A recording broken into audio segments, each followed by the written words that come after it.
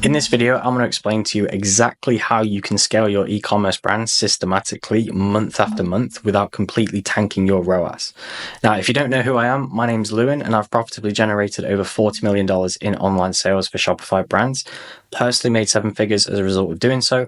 I'm not saying that to gloat or to brag. That's just purely to add weight to what I'm saying so that you know that I'm somewhat qualified to talk about this topic. So we're just going to jump straight in today because there's so much to cover. So the first thing that you're going to want to do is basically get a handle and a visual on all of your KPIs and all of your financial metrics, such as your profit margins, your ad platform CPA, your conversion rate. You really want to know everything about the actual financials of running your brand. And now this might sound kind of stupid and like, well, yeah, obvious. But you would be surprised just how many brands that we talk to where we even ask them, what's your break-even ROAS? And they're like, what's that? How do you work that out? Like, I don't know. And you'd be surprised just how many people don't know that. So first of all, like really have to understand exactly what your numbers are. So just for some context, like the average ad platform CPA is between $20 and $30. The average e-commerce profit margin is roughly around 40%. Average Shopify conversion rate about 1.3%, average returning customer rate around 25%. So if you want to basically like aim for those as a benchmark, and in terms of like the ad platform CPA, now this is super important, and stick around till the end because I'm going to tell you exactly how you can increase your AOV to be in line with this ad platform CPA. But you basically want to make sure that your AOV, like the amount of money that you're essentially getting from a customer on a purchase, is 5x what your ad platform CPA is. So if your ad platform CPA is like $20 or $30, without even trying to change your ads, or without even trying to improve the thumb stop rate or improve the hold rate or the cost per click or anything like that, you can just focus on bumping up your AOV, and everything at a worst case scenario will become way more profitable. So if you're getting like $20 CPA, you don't even need to try and improve that to get $100 AOV, which obviously is going to make things a lot more profitable in the long run. Now, obviously, it's a bonus if you can improve all of your ad metrics, your thumb stop rate, your cost per click, etc., your conversion rate, and things like that. Where if you bring that ad platform CPA down to like $10, then you're going to be having a party. But essentially, you want to set up your business and your margins and your financials to be able to be profitable at like a worst case scenario. And so this is to make sure that you can basically take on any sort of fluctuation that Zuckerberg or just Meta in general might throw your way. If CPM goes up by $1 or $2, the next month, is that then going to be then put onto your cost per click and onto your CPA, where all of a sudden things become not profitable? And like, you don't want to have to deal with that. You want to be able to manage fluctuations of like $10 to $20 in CPA so that you can just keep on pumping month after month. Now, second thing you're going to want to do is customer psyche sync. So this is getting into the brain of your ideal customer, like on a very deep level. So this is understanding things like their age range, their gender, their location, their pain points, their interests, the trends, the desires, and the keywords and phrases. Now, the most important thing, I think, is the keywords and phrases for this ideal customer, because especially like Meta ads, they've gone so much more creative and sort of automatic in the targeting that they're doing, where the system is optimized around the targeting of the actual ad itself. Like, for example, if you have a product aimed at women and you have a woman in your ads, you can go on the breakdown of the gender and it will literally show that Meta is spending 90% of the budget on women. Like, it will know. Whatever is in your ad will then translate to how it targets. So instead of like choosing the interests and trying to give meta direction that way, the direction is in the copy, the headlines, the script of the video itself that you're running, the copy on the website as well. that is what is actually fueling the way that Meta is going to target and find your ideal person. So the keywords and phrases, the reason why that's so important is because essentially like that is going to be speaking to the person that you're going to want to sell to. Meta is going to find that person through that by matching it up to the data points that it has on the users on its database. And then it is then going to use those people purchasing and the similarities of all the people purchasing to then find other people, almost like a lookalike, but without you actually having to put a lookalike into the platform. And now the third thing that you want to do is attention hijacking. And so this is obviously a really important part, but also it can be very difficult because you're not only on this platform competing with people that are other brands and other sort of competitors, but you're also competing with, like Donald Trump and Kim Kardashian and politics and rage bait and Jake Paul and KSI and Logan Paul and like all these polarizing figures that are also competing for attention organically. Like, why would somebody want to sit through a paid ad about your brand over just scrolling and seeing like a funny video, right? Or like seeing a cat video or whatever it is that is, obviously everybody's feed is sort of personalized to them and what they like. Like, why would they take a step, like take a few seconds out of their day to watch what you're forcing them to watch essentially through an ad versus what they just want to watch anyway? So that's why this can be really, really challenging. And so you want to sort of focus on a couple of metrics when it comes to attention hijacking. First one, of course, is thumb stop rate. Now, this is like other people know it as hook rate, but this is essentially the percentage of people that watch more than 3 seconds of your video. And so industry average, like as like a benchmark KPI, you want to be aiming for more than 20%. If you're achieving like 30%, you're doing a really good job. If you're achieving 40% and upwards, you're doing awesome. Like, just keep doing what you're doing. But essentially, if you can be getting more than 20% of the people that see your ads to watch more than 3 seconds, that can be profitable. And then the second thing is hold rate. So this is the percentage of people that watch the full video. And ideally, you want to be aiming for more than 8% here. And then obviously after that, you've got the click rate, obviously people actually clicking your video through to your website. Ideally, you want to be aiming for more than 0.8%. That's the industry average on Meta, which seems really, really low, which is quite crazy.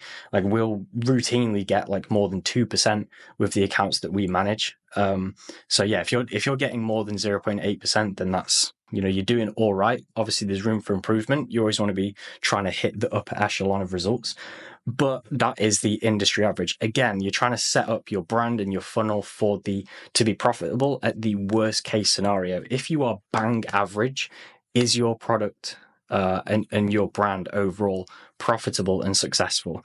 A lot of people seem to have to like generate just crazy results and crazy ROI in order to be somewhat profitable. And it just means that if they have a bad month or two, like if there's fluctuations in CPM and cost per click and click-through rate, and maybe they put a batch of ads in that don't slap like the other ones do, or the other ones just kind of stopped working, or their costs rose a little bit. Like, if there's fluctuations, like, they just all of a sudden stop being profitable, and it really, really hurts the brand. It hurts the bank account, instead of being able to let them to just continue to keep scaling and almost just bypass these fluctuations. Now, in terms of creatives, like, you don't want to start from scratch. It's really, really important to seek out the A players in your niche, in your market, the people that are basically taking the majority of the market and generating the most amount of sales in your niche.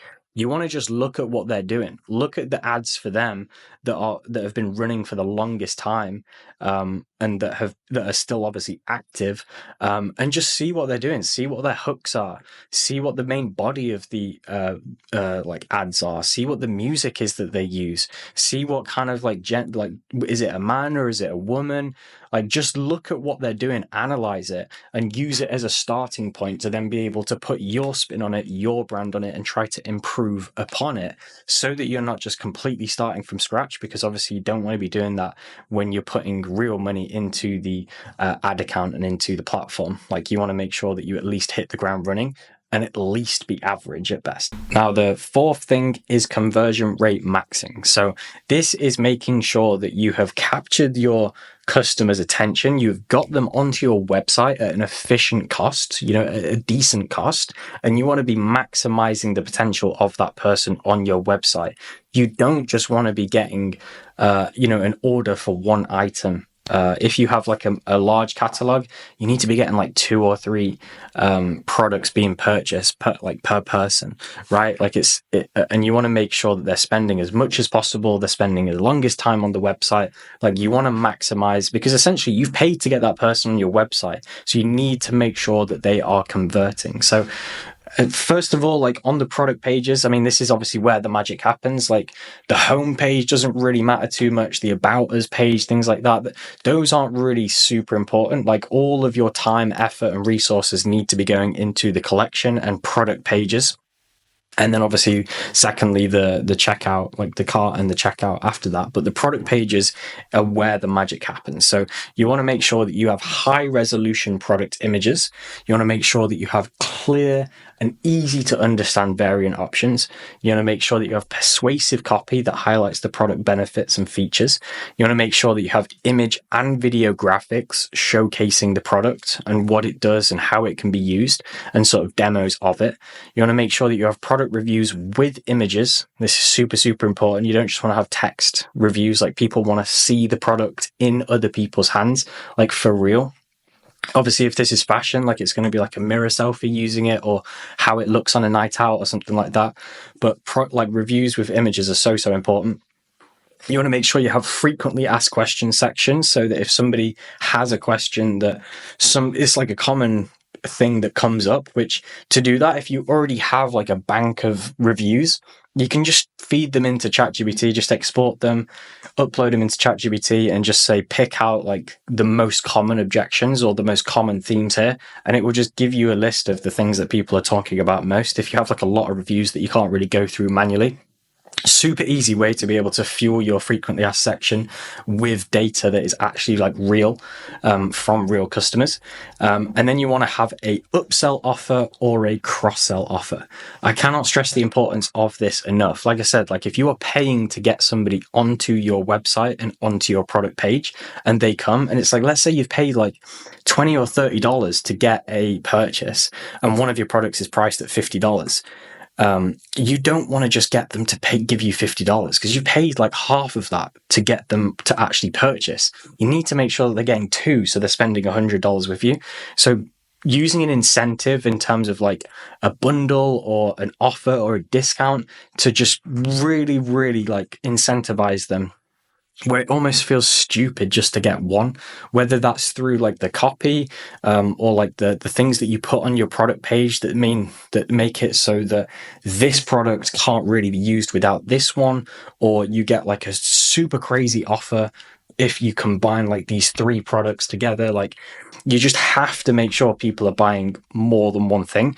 And again, like, you don't want to just have all of your marketing only on the ads, because we might want to make sure that if somebody comes through to your website essentially from seeing like one ad, or they come through from Google, for example, let's say you've got like a whole ad account of like 20 different ads that focus on 20 different angles. Somebody sees one ad and comes through to your website. They've essentially just seen like one piece of marketing, or one piece of, I guess, like persuasion for why they should buy that product, or why it would be beneficial for them.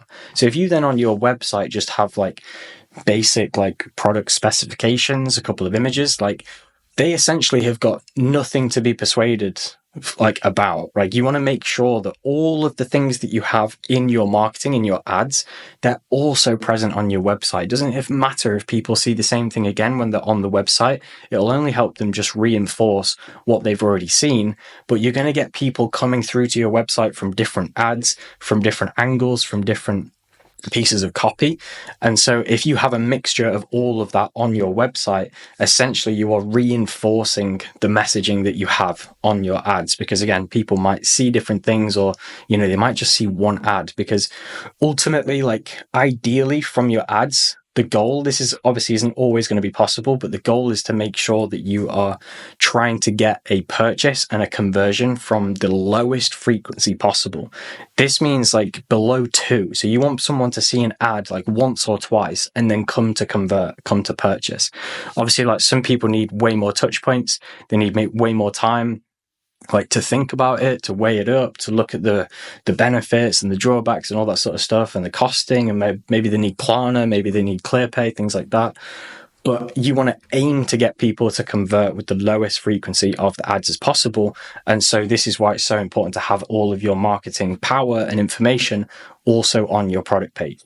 Now, falling in this as well is boosting your average order value. Again, like this is the difference between the brands that are able to scale like past 1K a day in spend to like 10K a day, 20K a day, 30K a day. Like if you are just getting more from your customers than your competitors, you can easily outbid them. It doesn't matter if you pay $20 or $30 or even $40 for an acquisition, like for a customer, because you know that you're getting like $100, $150, $200 per person, that somebody else that's maybe getting like $80, they're stuck at 40. Like if they start getting, if they start, their CPA starts going above 40, like they're out of the race. Like you've essentially overtaken them, you've consumed them, and now you're just going to get in front of their ideal customer more times than them, which means the customer is then going to be more likely to convert with you. And so, because essentially like these platforms are just bidding wars. It's just how many times can you get in front of a customer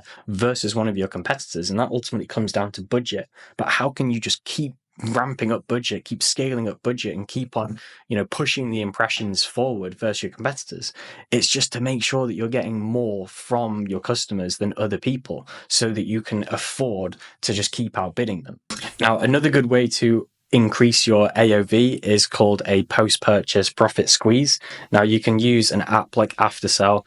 I'm not like partnered with them or anything like that. I know it's just a good app to be able to do this, where basically like once somebody has purchased, so whatever your conversion rate is, right? Like whatever percentage of your visitors are purchasing, you want to maximize the amount that is coming from them. So they are already like the perfect person. They are already in a buying frame of mind because they've purchased. And so using an app like Aftersell, you can get them to add on something else to their order by just basically clicking one button, without having to like enter their details in again, or it doesn't come through to you on your side as two different orders. It comes through as one order, where it just kind of delays the time until they click no. And then if they click yes, they click yes, just adds it onto the order, and it can just add like an extra $10 or $20. And, if you have like 20% of your customers do that, and you have thousands of orders, that is hugely lucrative, and that can sometimes be the difference again between being able to scale the next month versus the next month, versus the other person, the competitor. Now, after you have got your purchase from your customer, it's very, very important to keep the buzz going, essentially. So you will find this with like a lot of big brands. Like once you have purchased, like let's just give an example of like protein powder, for example.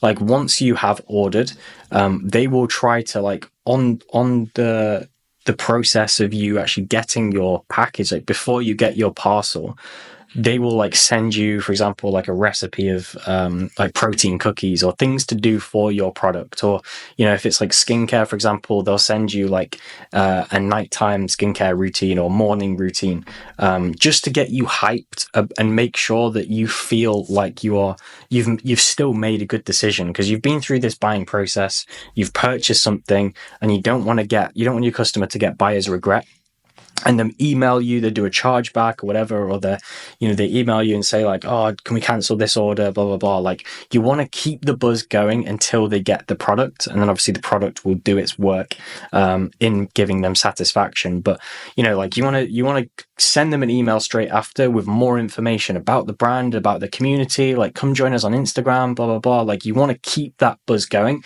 And honestly, that reduces the amount of returns by such a significant amount. And I think it's really, really overlooked by a lot of brands. And it seems to be only the biggest, most successful brands that actually do this, because they understand that when they're looking at all these numbers and then they implement it, even a slight percentage change in those numbers has a huge, huge impact. So yeah, super important to keep the buzz going. And then finally, once they have got the product, then you want to like for real secure the bag, which is bringing them back to purchase again. This is ultimately the full fuel of being able to scale month after month without fail, regardless of ad platform CPA fluctuations. Like, this is the difference between the brands that are doing 1 million to 10 million to even 100 million. If you know that you can bring a customer back over the course of 12 months to purchase 2 or 3 times from you, it really doesn't even matter if that first time purchase is profitable or not. It can be break even. You can literally spend like $100 to acquire a customer because you know that all of the profit is going to come on purchase 2 and purchase 3. And so that might be, obviously you'd need to look at like your cohorts and look at your LTV, but that can either be in month 3 or it can be in month 4 or it can be in month 5. But that is going to be super important for your forecasting. And this is ultimately where you are going to really generate a lot of profit, because you've done all this work to bring somebody into your customer base and your email list, and then you have to bring them back, month after month, year after year, like 2 or 3 times a year is absolutely ideal. Because again, like if you're spending that money on ads to acquire them and maybe you've got those fluctuations in CPA, you've paid a little bit more than you want, it doesn't matter, because month 2, they're coming back and they're giving you another $100, or month 4, they're coming back and giving you $100. And over the course of 12 months, the lifetime ROAS on each customer, maybe it goes from 2 on a first time purchase, like a new customer ROAS is 2x, but your 12-month ROAS is like 6x. And this is how the top brands can just keep scaling and scaling and scaling, almost at a pace where you wonder, like, how is it even possible? Like, what are they doing? And I guarantee you, it is making sure that they are bringing customers back year after year, multiple times throughout the year. So guys, if you enjoyed that, if you did find value, please drop a comment. I hope you enjoyed it. Hope you found value, and I will see you in the next one.